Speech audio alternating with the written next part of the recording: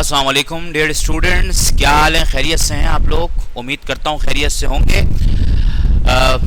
आज जो है वो लेक्चर 2 है आपकी टेक्स्ट बुक का, chapter number 4 and the name of the chapter is मोंजोदड़ो।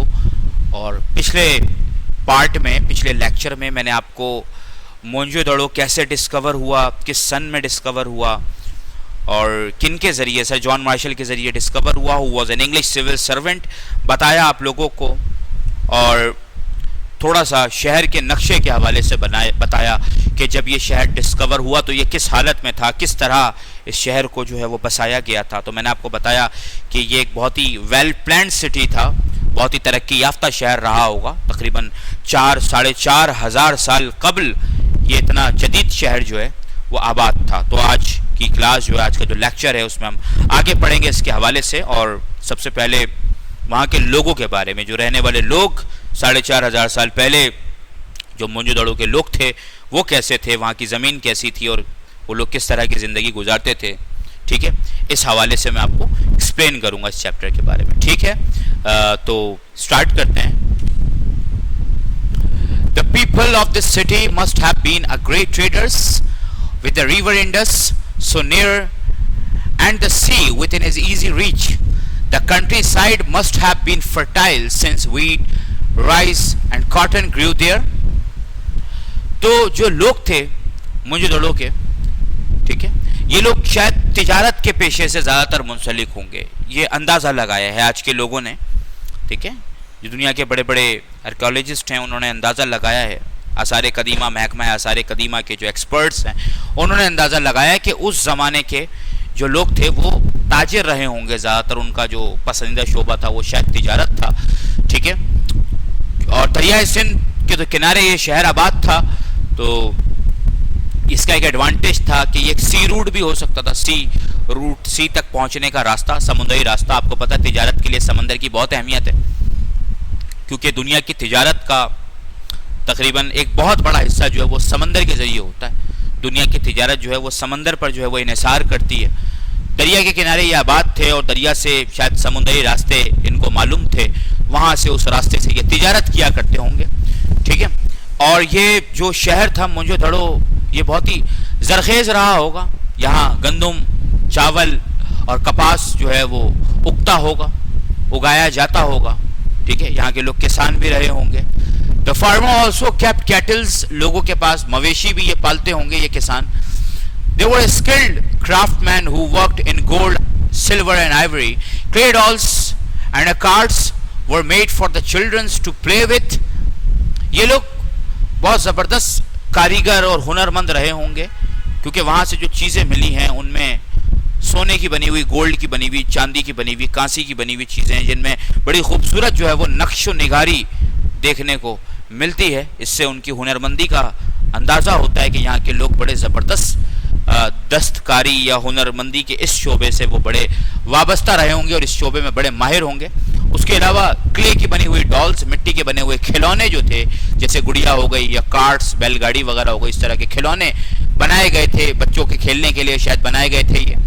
We also have an idea of the dresses worn by the ruling class, the priests and the elders from the seals of many kinds that have been found there. तो हमें जो है वो मोंजोदड़ो के लोगों के लिबास के बारे में भी आइडिया मिलता है। और ये आइडिया कैसे मिलता है कि उस ज़माने की कुछ मोहर वगैरह, सील्स वगैरह जो है वो मिली हैं, कुछ लिखाई वगैरह मिली है जिसपे तस्वीरें भी बनी हुई होती थी। जी हाँ, ये एंशंट दौर में, पुराने ज़माने के अंदर इस तरह की लिखाई होती थी जो कि आज के ज़माने से बिल्कुल मुख्तलिफ है। तो उसमें तस्वीरें भी बनी हुई होती थी और तस्वीरों में जो लिबास दिखाया गया है वो ढीला ढाला एक लिबास है, वो दिखाया गया है। तो आइडिया ये मिलता है कि वहाँ के लोग ज़्यादातर ढीला ढाला लिबास जो है वो पहना करते थे। ठीक है, near by is a museum where interesting objects found from the Mohenjodaro are on exhibition. आज मोंजोदड़ो क्योंकि ये एक कदीम शहर दरियाफ्त हुआ है और ये महकमा आसार कदीमा इसकी देखभाल करती है।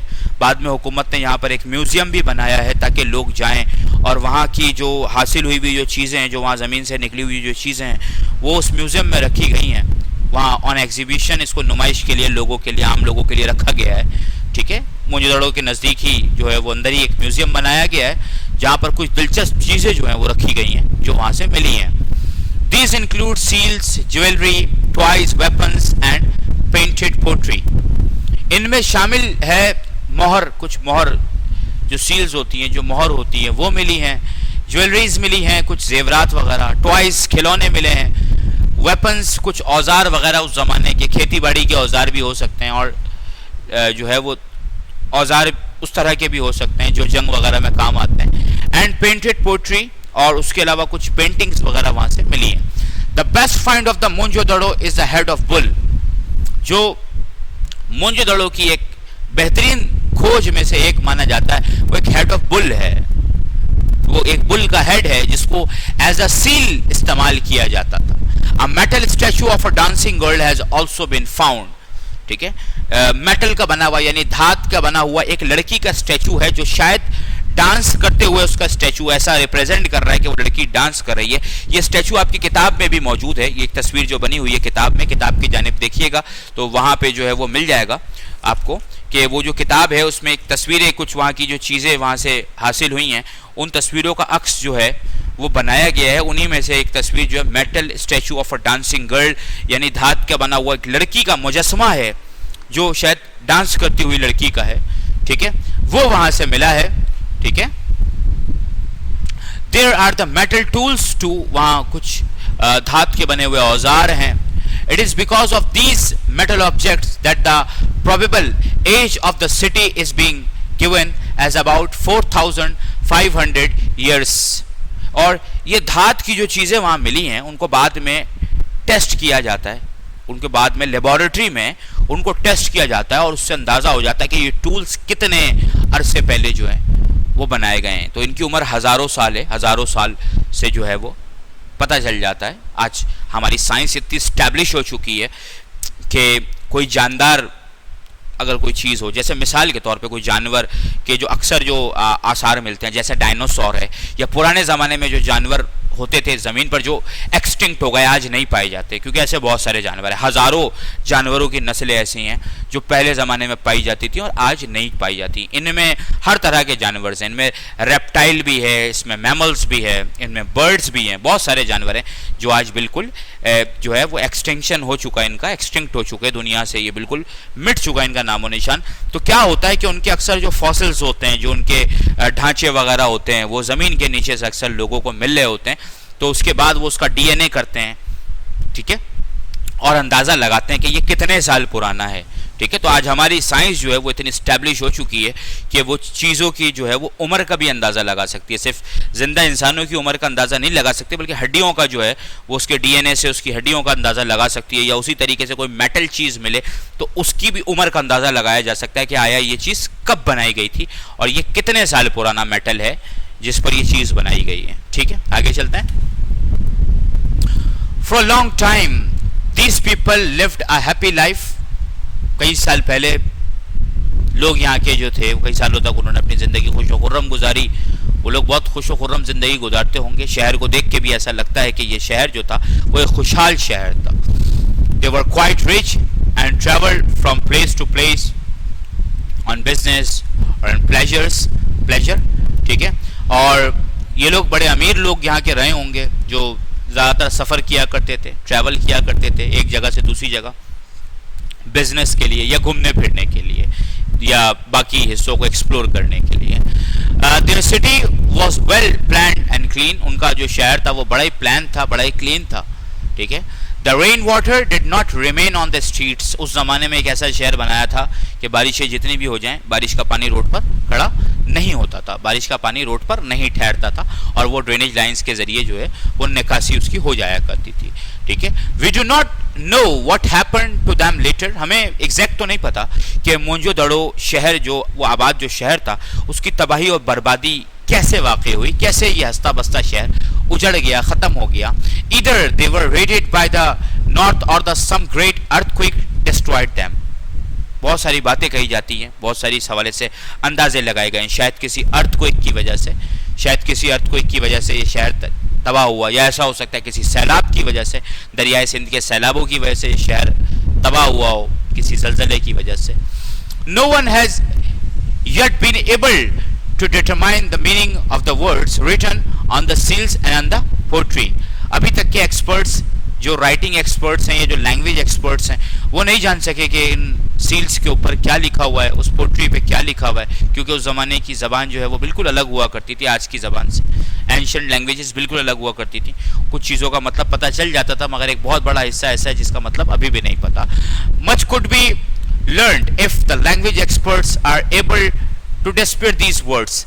आज बहुत कुछ जाना जा सकता है इस कदीम तहजीब के बारे में अगर लैंग्वेज एक्सपर्ट्स जो हैं वो इसे ट्रांसलेट कर पाते हैं. जो सील्स के ऊपर लिखा हुआ है, जो मोहर वगैरह जो उसके ऊपर लिखा हुआ है, ये जो पोट्री के ऊपर लिखा हुआ है, अगर उसके बारे में पता चल जाए तो बहुत कुछ जाना जा सकता है और ज़्यादा इस तहजीब के बारे में.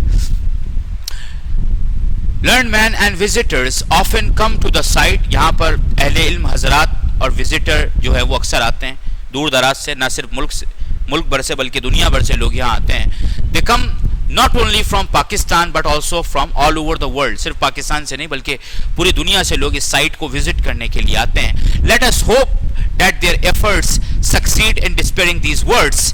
हम उम्मीद कर सकते हैं, दुआ करते हैं कि जो लैंग्वेज एक्सपर्ट्स हैं वो इसे ट्रांसलेट करने में कामयाब रहें. जो कुछ भी लिखा हुआ उन्हें मिला है उसको वो ट्रांसलेट प्रॉपर तौर पे कर पाएँ. We will then know a great deal more than we do now about this dead civilization.